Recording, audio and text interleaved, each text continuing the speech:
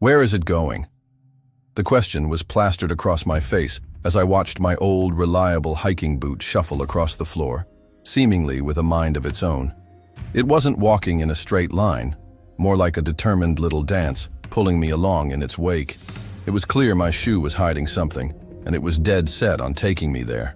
My hiking boots were my trusty companions.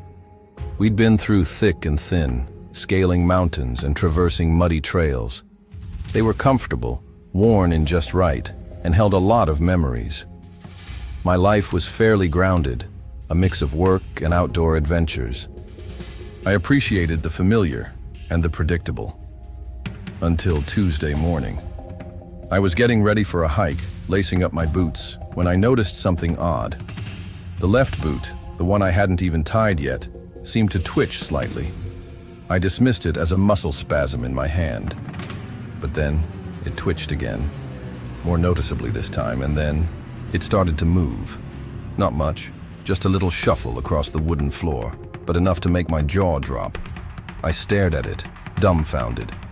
Had I somehow kicked it without realizing? I reached out to touch it, and it scooted away, as if it were deliberately avoiding my hand. This wasn't normal. Shoes didn't just move on their own. Over the next few hours, the left boot continued its strange behavior. It would nudge me when I was walking in a certain direction, almost like it was trying to guide me. If I tried to put it on, it would subtly resist, sliding away from my foot. It was like it had developed a personality, a stubborn, foot-shaped personality with a clear agenda. I tried to figure out what was going on. Was there something stuck inside it?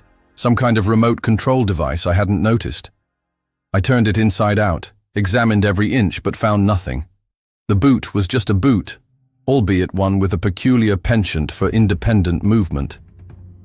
The vibrant orange and purple hues from the mid-journey prompt started to color my perception of the situation, the ordinary becoming increasingly surreal. It was as if my shoe was a tiny, leather-clad compass, pointing me towards an unknown destination on a road I hadn't planned to travel.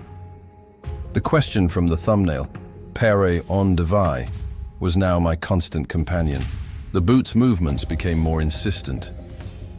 One afternoon, as I was heading to the grocery store, it started tugging on my untied laces, practically dragging me in the opposite direction. I stumbled along, bewildered, as it led me down streets I rarely frequented. The Surreal road with twisted paths from the mid-journey prompt felt like a literal representation of the unexpected journey my shoe was taking me on. I tried to resist, to pull my foot back, but the boot seemed to have an uncanny grip. It was like it knew exactly where it wanted to go and wasn't going to let me deviate from the path. People stared as I was seemingly being pulled along by my own untied shoe, but I was too focused on the strange journey to care. Finally, after what felt like miles, the boot stopped in front of an old, boarded-up antique shop I had never noticed before.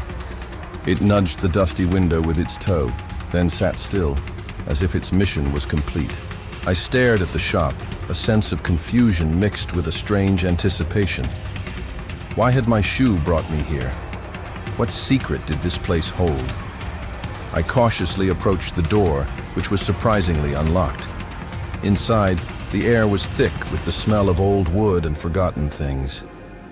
Dust motes danced in the faint light filtering through the grimy windows, and then I saw it. In the corner of the shop, covered in a sheet, was a small, wooden chest that looked strangely familiar. I pulled off the sheet, and my breath caught in my throat.